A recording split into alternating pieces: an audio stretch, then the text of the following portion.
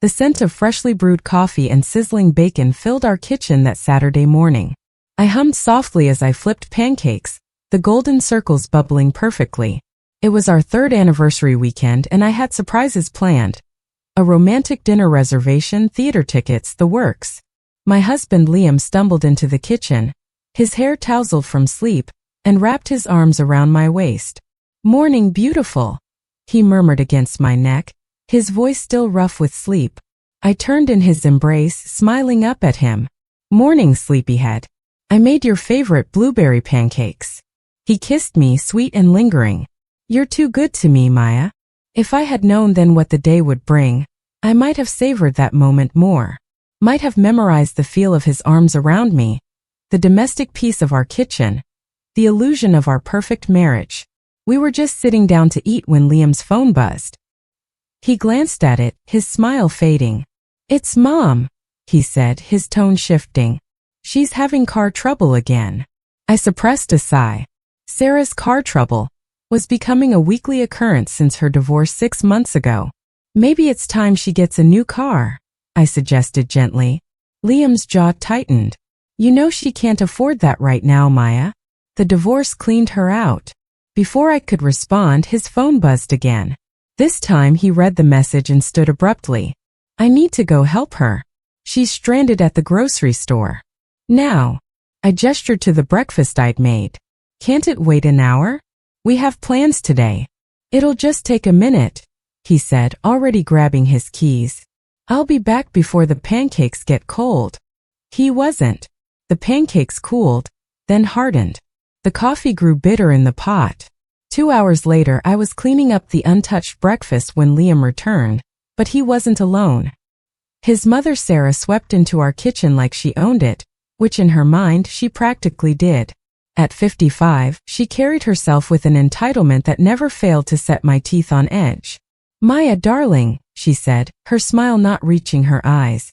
"Liam was just telling me about your lovely anniversary plans." "How sweet." I forced a smile. "We're looking forward to it. Would you like some coffee, Sarah?" "Oh, no time," she said, waving a dismissive hand. Liam was just going to help me with something. My husband avoided my eyes. "Mom needs to run some errands and her car's in the shop. I told her she could borrow yours for the day." The request hung in the air, unreasonable and familiar. This wasn't the first time Sarah had borrowed things that never found their way back to me. "Liam," I said carefully, "you know I have my volunteer shift at the animal shelter this afternoon. I need my car." Sarah's smile tightened. "Oh, surely those poor little animals can manage without you for one day, dear. I have important appointments." The condescension in her voice made my cheeks heat. "They're medical appointments for rescue dogs, Sarah. They rather can't manage without the vet visits I drive them to." Liam stepped between us, his peacemaking expression firmly in place. "Maya, be reasonable. Mom just needs it for a few hours. I'll drive you to the shelter." The compromise felt like surrender, but I nodded stiffly. "Fine. A few hours." What I didn't know, what I couldn't have imagined, was that a few hours would stretch into days. That the errands would multiply. That my car, the cherry red SUV my father had helped me buy after landing my first big client, would become yet another possession absorbed into Sarah's growing collection of borrowed items. That evening, when Liam picked me up from the shelter, my car wasn't in our driveway. "Where's my car?" I asked, exhaustion making my voice sharper than intended.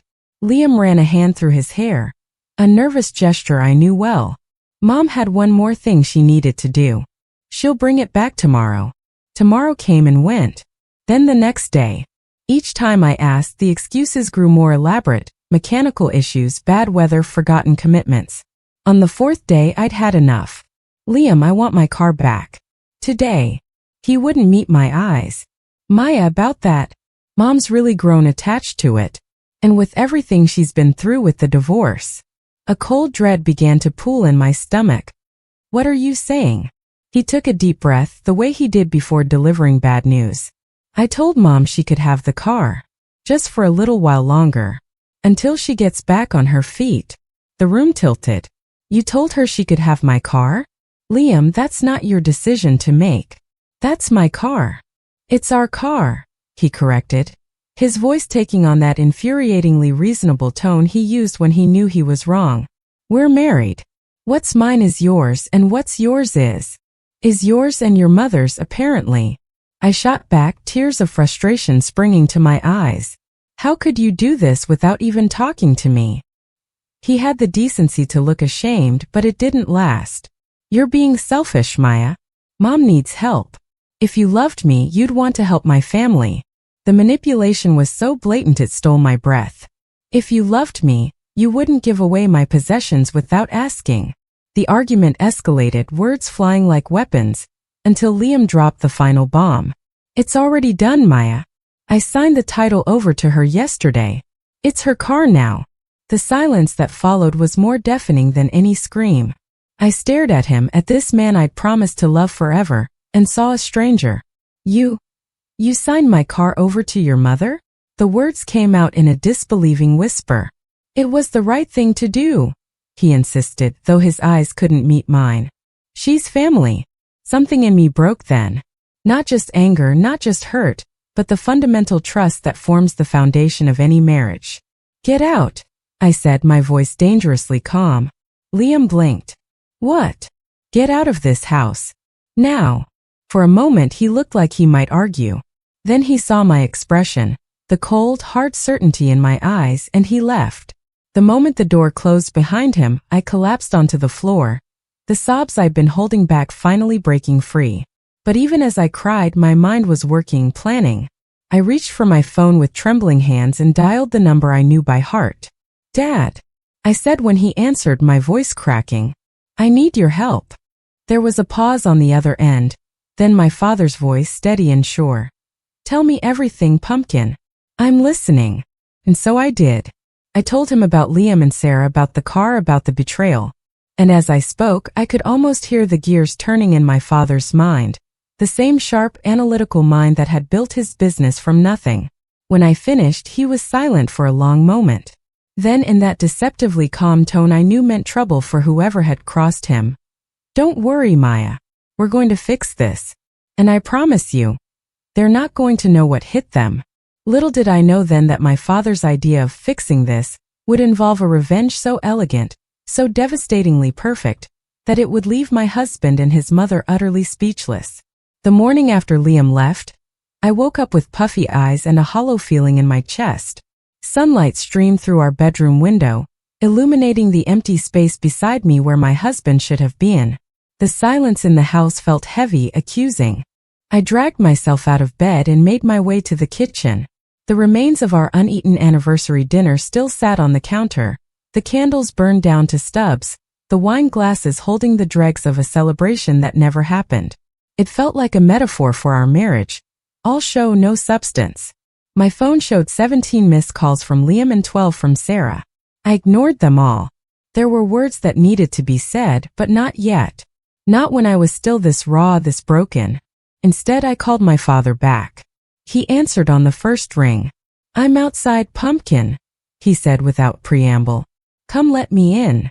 I peered through the window and saw his familiar Mercedes idling in the driveway. How long had he been sitting there, giving me space but staying close enough to catch me when I fell? When I opened the door, he gathered me into a hug that smelled of coffee and his favorite cologne, the same scent that had comforted me through childhood's scraped knees and teenage heartbreaks. Let's get you some breakfast, he said, steering me toward the kitchen. You look like you haven't eaten. While he whipped up omelets with the efficiency of a man who'd raised a daughter alone after my mother's passing, I sat at the kitchen island and watched him work. James Wright moved with purpose even in something as simple as cooking breakfast, a quality that had made him successful in business and beloved as a father. Now, he said, placing a perfect cheese omelet in front of me, start from the beginning. Leave nothing out. So I told him everything. Not just about the car, but about all the small betrayals that had led to this moment. The way Liam always prioritized his mother's needs over mine. The family emergencies that always seemed to coincide with our plans. The gradual erosion of my boundaries until I found myself here, carless, husbandless, and feeling utterly foolish. My father listened without interruption, his expression growing grimmer with each revelation. When I finished, he pushed a key across the counter toward me. "What's this?" I asked. "Spare key to my Mercedes," he said. "You'll need transportation while we sort this out." Tears pricked my eyes. "Dad, I can't take your car." "You can and you will," he said in that tone that brooked no argument. "Now, here's what we're going to do." He laid out his plan with the precision of a military strategist. Phase 1, documentation. Phase 2, legal consultation. Phase 3, what he called creative resolution. "First," he said, pulling out his tablet, "we need to establish a paper trail. When exactly did you purchase the car?"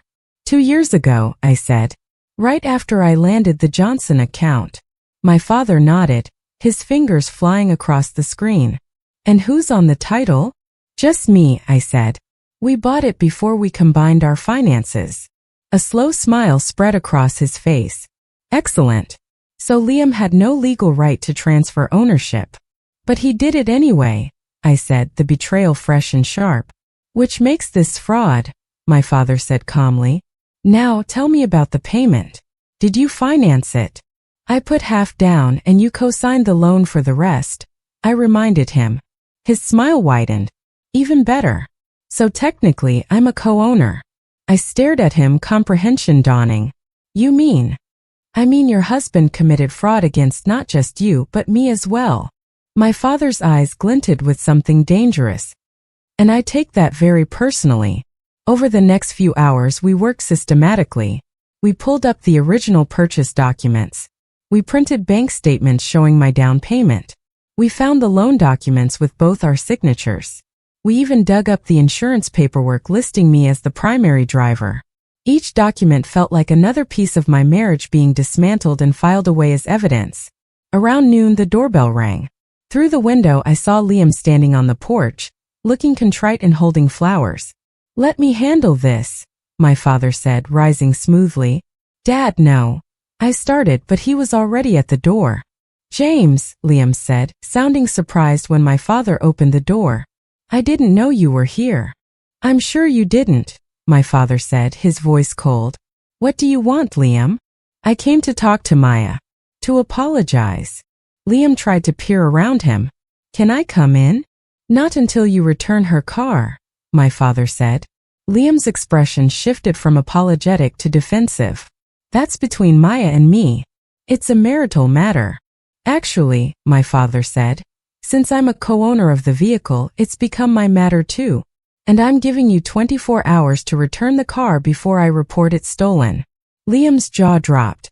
"You can't do that. I signed it over to my mother fair and square." "With a title that wasn't yours to sign," my father countered.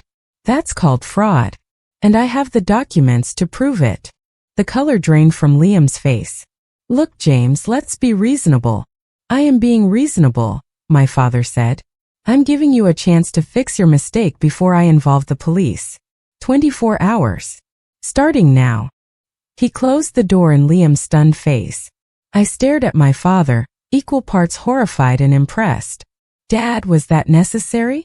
"Absolutely," he said, returning to the kitchen. "People like Liam only understand consequences.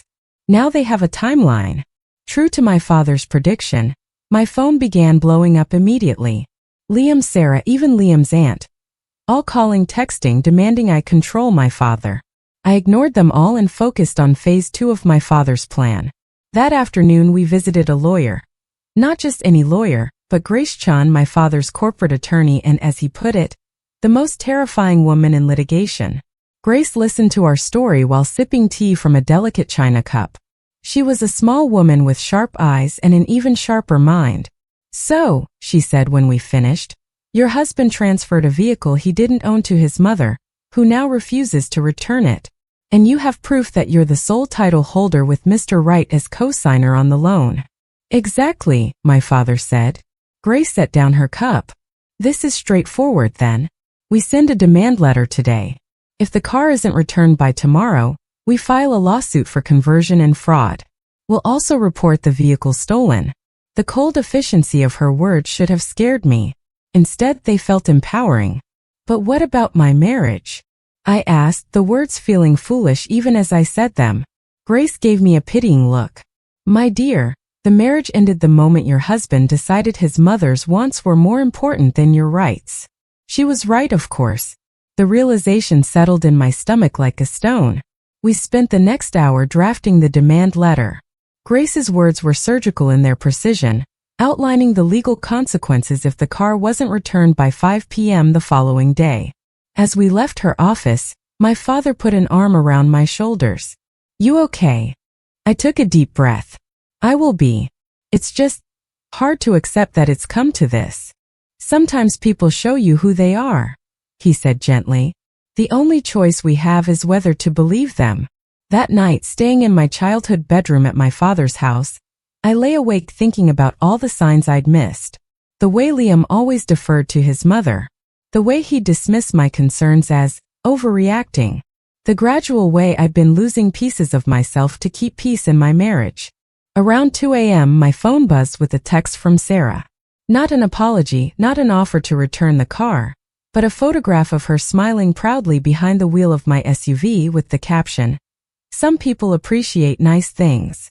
That was the moment something in me shifted. The grief and uncertainty crystallized into cold, clear purpose. I got out of bed and found my father in his study, still working. "Change of plans," I said, my voice steady for the first time in days. "I don't just want the car back." My father looked up from his papers, intrigued. "What do you want?" "I want them to understand," I said. "Really understand what they've done. I don't just want the car returned, I want justice." A slow smile spread across my father's face. "Now you're talking. What did you have in mind?" I told him. And as I laid out my idea, the elegant, perfectly legal, utterly devastating idea that had come to me in a flash of inspiration, my father's smile widened into something truly fearsome. "Oh, pumpkin," he said when I finished, his eyes shining with pride. "They're not just going to be speechless. They're going to be destroyed." And so phase 3 began, the creative resolution. The part where we stopped playing defense and started playing a game they didn't even know they were in. The morning of the deadline dawned gray and heavy with unshed rain. I stood at the window of my father's study, watching the clouds gather like the consequences brewing for Liam and Sarah. The Mercedes key felt heavy in my pocket, a temporary solution that already felt more like mine than the car I'd actually owned. My father joined me, holding 2 cups of coffee. "Nervous?" he asked, handing me one. "Surprisingly, no," I said, taking the mug. "I feel clear. For the first time in years." He nodded approvingly. "That's my girl. Now let's review the plan." We sat at his massive oak desk, the same one where he'd helped me with homework years ago. Now it was covered with legal documents, timelines, and the elegant trap we were about to spring. "At 5 p.m. exactly," my father began, "if the car isn't returned." "When it isn't returned," I corrected gently. "Sarah's text last night made it clear she has no intention of giving it back." "Right. When it isn't returned," he amended, "we execute phase 3. But first we need to make sure all our pieces are in position." He pulled out his phone and made a call, putting it on speaker. "David? It's James. Are we ready?" David was my father's IT specialist, a genius who could find digital footprints most people didn't know they were leaving. "Ready and waiting, Mr. Wright," David's cheerful voice came through. "I've already found some interesting financial patterns between your son-in-law and his mother. Several large transfers from joint accounts to Sarah's personal account over the last 6 months."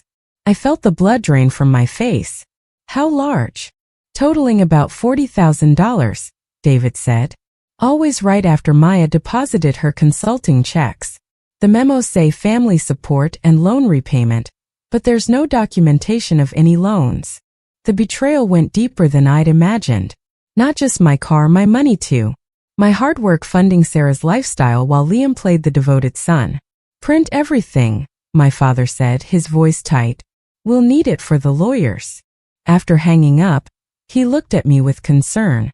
"Maya, if you want to stop." "No," I said, my voice firm despite the shaking in my hands. "I want to see how deep this rabbit hole goes." The next call was to Grace Chen.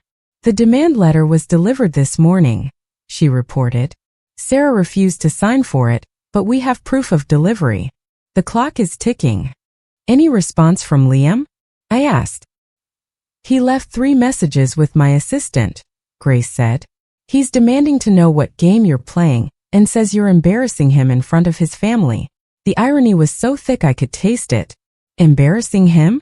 He gave away my car. People like Liam never see their own actions as the problem, Grace said calmly. Now, about your idea for Phase 3, I've made the arrangements. The team will be ready at 5:15 p.m. Perfect, I said, feeling a thrill of anticipation mixed with nerves.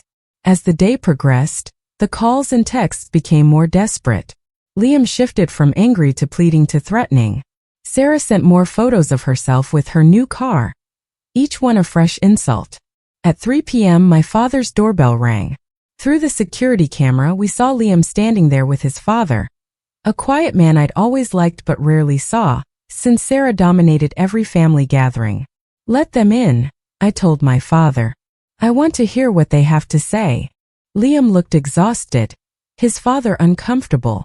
Maya, Liam began, can we please talk like reasonable adults? We passed reasonable when you gave away my car, I said, crossing my arms. What do you want, Liam? He gestured to his father. Dad came to help mediate. We think there's been a misunderstanding. Old Mr. Peterson nodded slowly. Maya, James, he said, nodding to my father. Maybe we can find a compromise? Sarah's grown quite attached to that vehicle. Then she should buy her own, I said calmly. With her own money. Not mine. Liam's jaw tightened. This is what I mean. You're being completely unreasonable. It's just a car. Then why won't your mother give it back? I countered. If it's just a car, why is she fighting so hard to keep something that isn't hers? Mr. Peterson looked at his son, then at me. Liam told me he had your permission to transfer the title. The lie was so blatant I actually laughed. Is that what he told you? Did he also mention that he forged my signature? Or that my father is a co-owner on the loan? The older man's eyes widened. Liam? Is this true? Liam couldn't meet his father's gaze. Dad, you don't understand the pressure I've been under. I understand enough, Mr. Peterson said, his voice heavy with disappointment.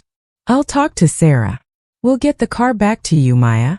But as he pulled out his phone, it rang, Sarah's name flashing on the screen. He put it on speaker. Richard, where are you? Sarah's voice was shrill. I need you to come sign these papers. The dealership is giving me an amazing trade-in value on this SUV. The room went silent. She wasn't just keeping my car, she was trying to sell it. Mr. Peterson closed his eyes briefly. Sarah, we're at James Wright's house. You need to bring Maya's car back. Now. Absolutely not, she snapped. Liam gave it to me. It's mine. And I've found the perfect Mercedes to trade it for.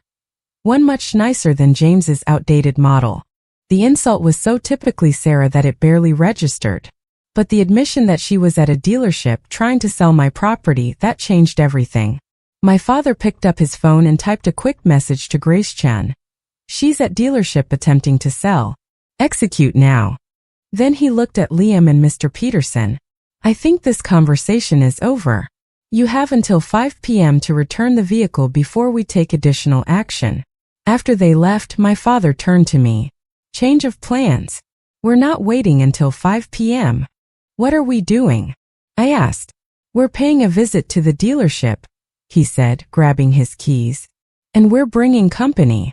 The company turned out to be 2 police officers in an unmarked car, who arrived 10 minutes later. Officer Miller, a serious-looking woman with intelligent eyes, reviewed the documents we'd prepared. Clear case of conversion, she said. And with her attempting to sell the vehicle, we have probable cause for immediate action. As we drove to the dealership, my heart hammered against my ribs. This was really happening. There would be no going back after today. For my marriage, for my relationship with Sarah, for everything. We pulled into the luxury car dealership where Sarah had taken my SUV. Through the massive glass windows, I could see her standing with a salesman, pointing at a shiny new Mercedes, the same model as my father's but newer. She looked triumphant, smug, completely unaware of the storm about to break. My father parked beside the police car. Officer Miller and her partner approached us. "Ready?" she asked. I took a deep breath, smoothing my dress. "Ready." The automatic doors slid open, and we stepped into the air-conditioned showroom. Sarah's back was to us, but the salesman saw us first, his professional smile faltering as he took in the police uniforms. Sarah turned, her expression shifting from confusion to shock to fury. "What is this?" she demanded. "James? Maya? What are you doing here?" Officer Miller stepped forward. "Sarah Peterson? I'm Officer Miller. We're here to recover stolen property." She gestured to my SUV, which sat nearby with a sold sticker on the windshield. "That vehicle belongs to Maya Wright, and we have evidence you obtained it through fraudulent means." Sarah's face went pale, then flushed with anger. "How dare you? My son gave me this car. It's mine." "Actually," my father said, holding up the loan documents, "I'm a co-owner, and I never authorized any transfer." The salesman looked nervously between us. "Perhaps we should continue this in my office." "No," Officer Miller said firmly. "We'll be taking the vehicle now. Ms. Peterson, you'll need to remove your personal belongings." Sarah looked like she'd been slapped. "You can't do this. I have paperwork." Liam signed it over to me. "With a forged signature," I said, speaking for the first time. "And a title that wasn't his to sign. That's called fraud, Sarah."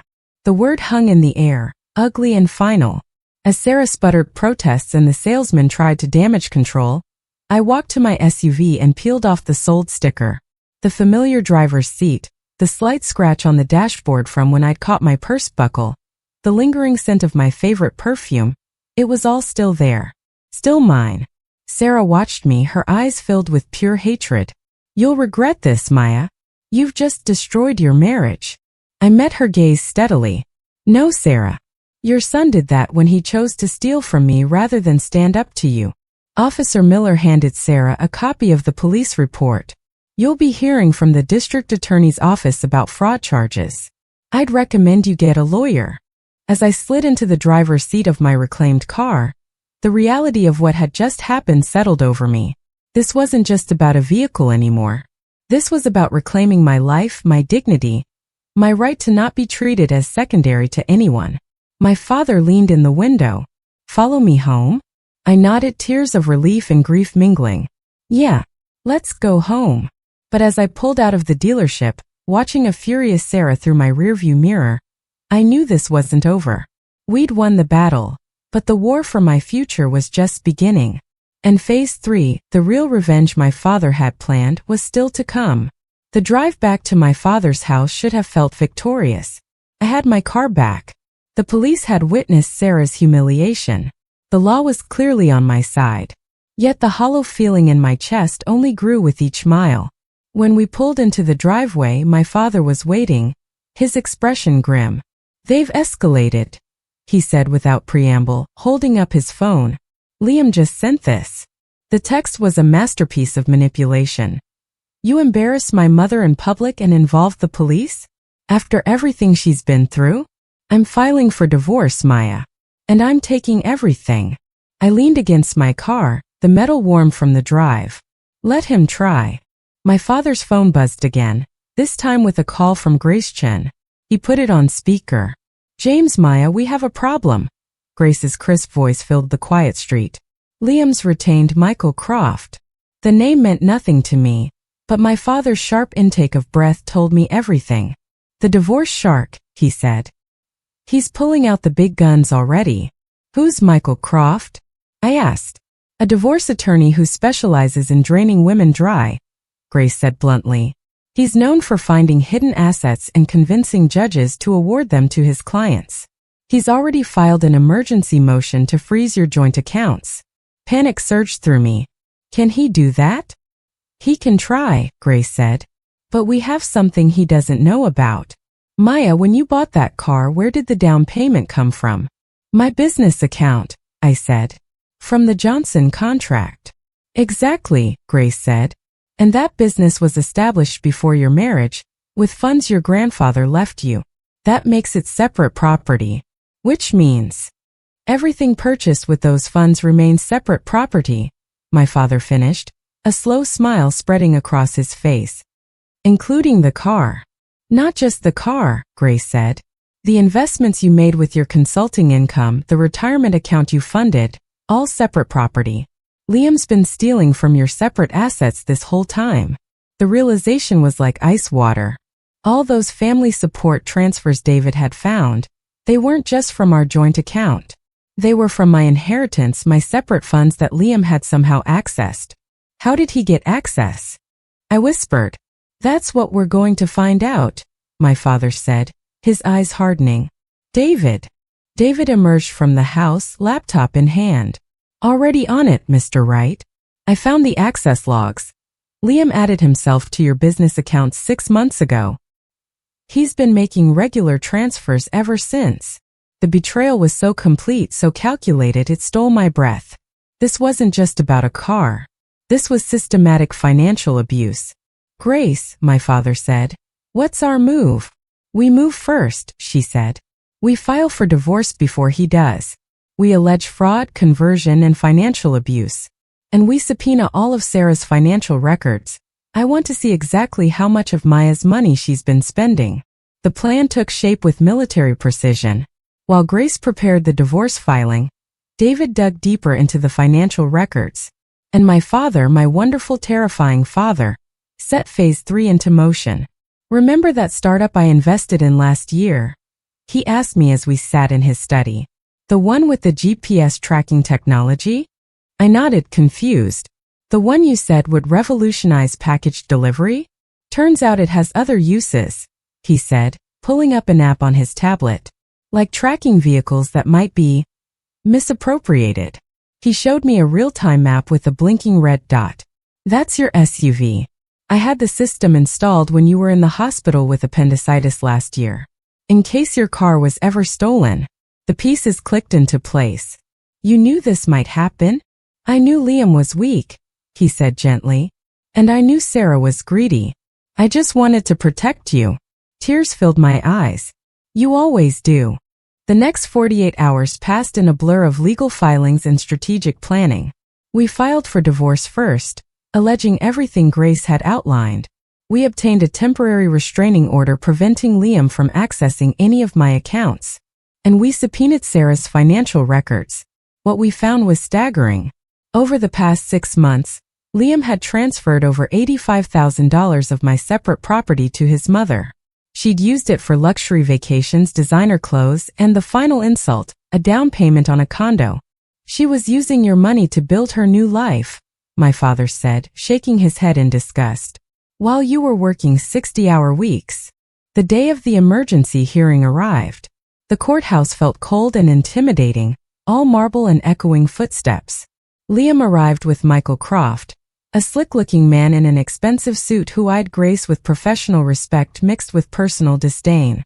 Sarah came too, dressed in head-to-toe designer, paid for with my money.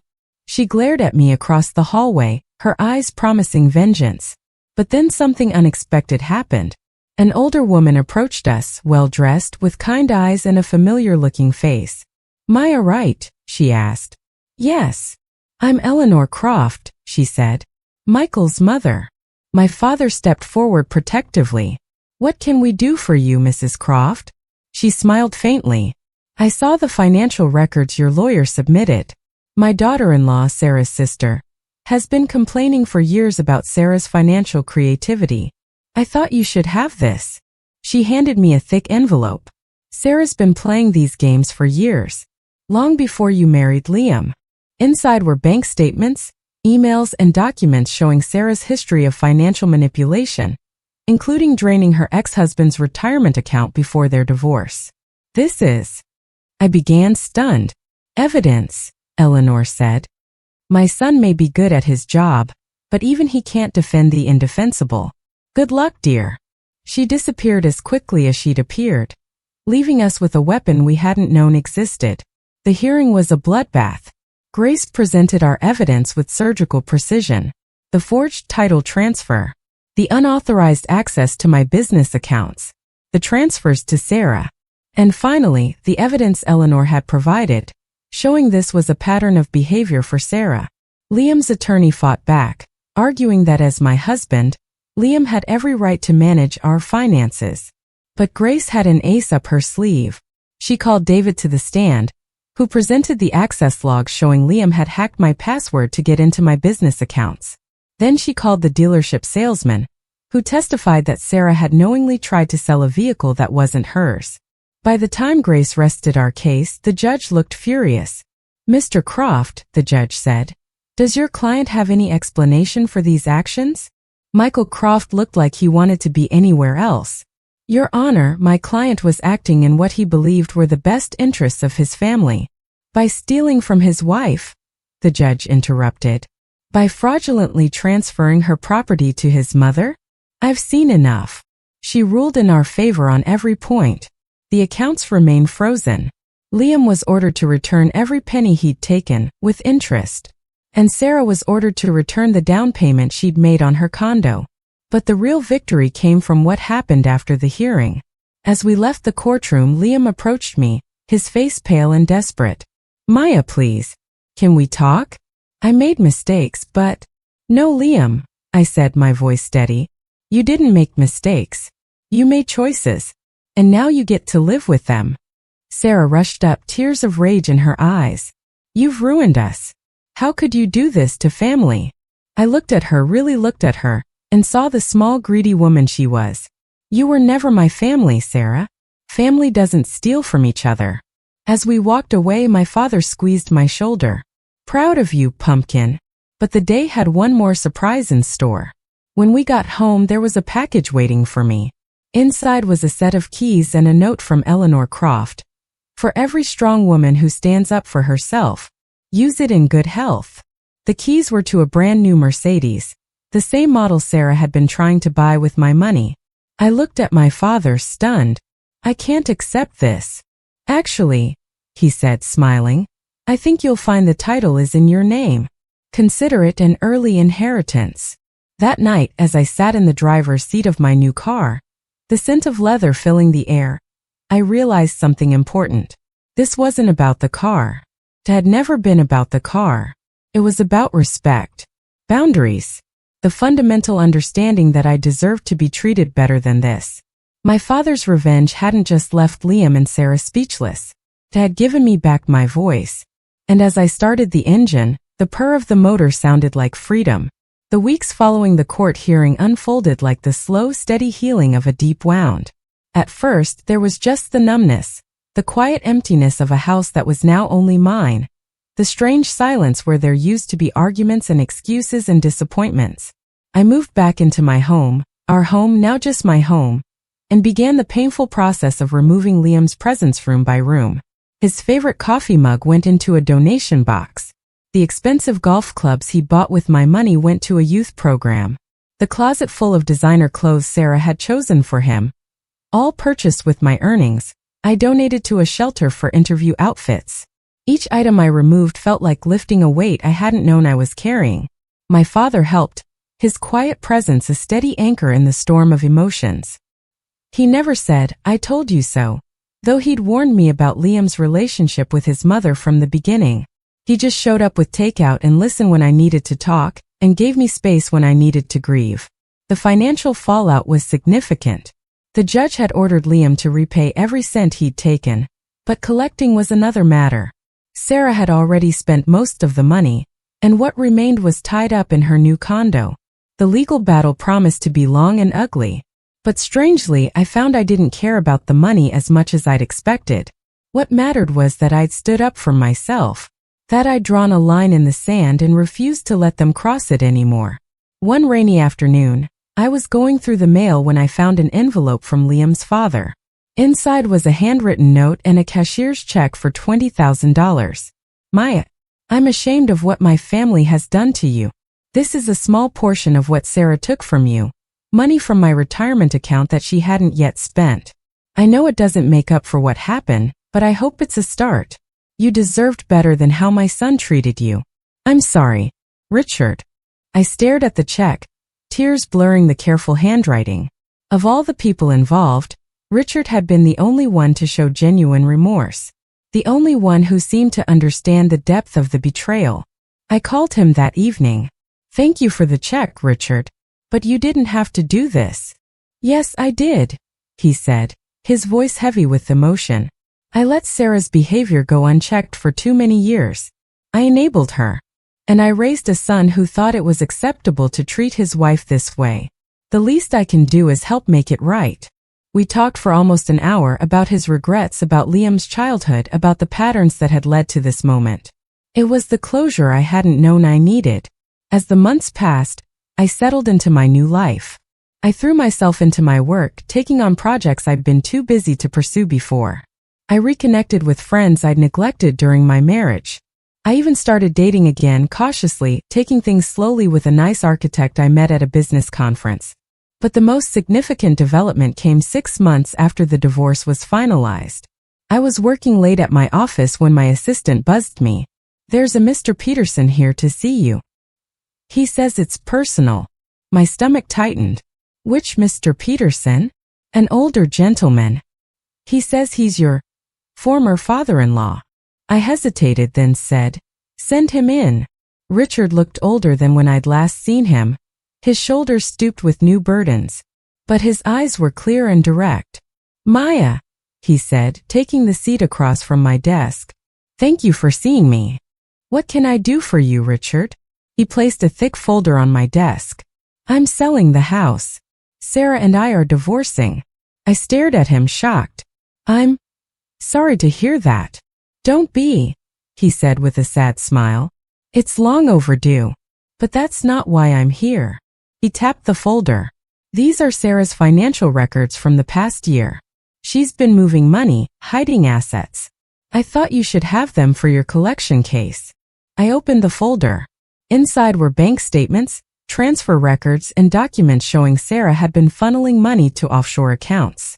Why are you giving this to me? Because it's the right thing to do, he said simply.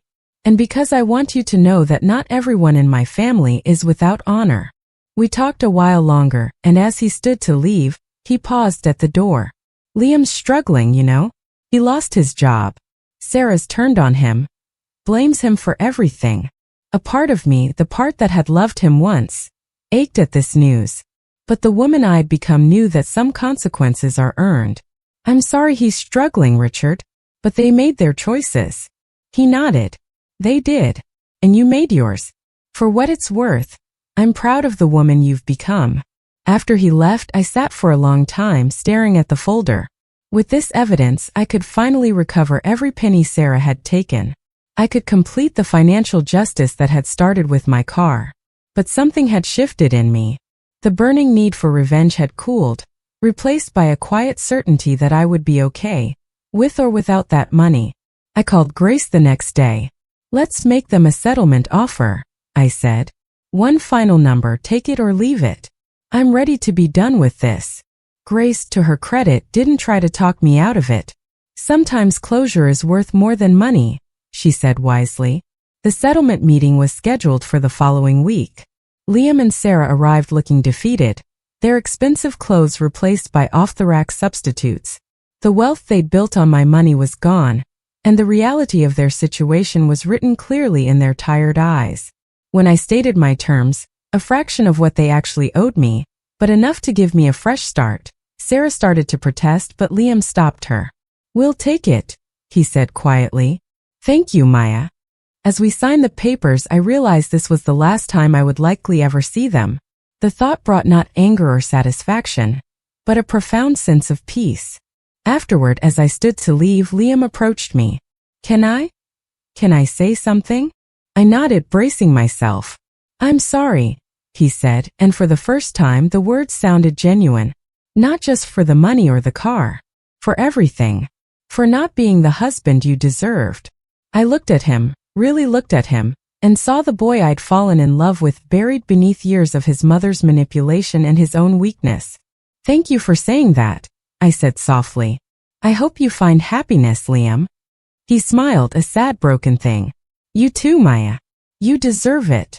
As I walked out of the lawyer's office into the bright afternoon sunlight, I felt lighter than I had in years. The anger was gone. The hurt was healing. The need for revenge had been satisfied not by destroying them, but by rebuilding myself. My father was waiting outside, leaning against my new Mercedes. All done. All done, I said, breathing in the fresh air. It's over. He opened the passenger door for me. Then let's go celebrate. Your favorite steakhouse, my treat. As we drove through the city, the streets I'd navigated so many times before looked different somehow. Cleaner. Brighter. Full of possibility rather than obligation. At the restaurant, over perfectly cooked filet mignon, my father raised his glass. To new beginnings, he said. And to my daughter, the strongest woman I know. I clinked my glass against his, tears of gratitude in my eyes. To fathers who teach their daughters they don't need to be saved, because they can save themselves. We talked late into the evening, about my plans to expand my business, about his upcoming retirement, about everything and nothing. The comfortable, easy conversation of two people who know they're loved exactly as they are. Later that night, back in my own home, a space that now felt truly mine for the first time, I sat by the window watching the city lights twinkle in the distance. I thought about the journey that had brought me here, the betrayal that had shattered me, the father who had stood by me, the strength I'd discovered in myself when I had nowhere left to turn. My insolent husband had given my car to his mother, but my father's revenge and my own resilience had given me back something much more valuable, myself. And as I looked toward the future, I knew with absolute certainty that whatever came next, I could handle it. Not because I had money or a nice car or a powerful father, but because I had me. And I was enough.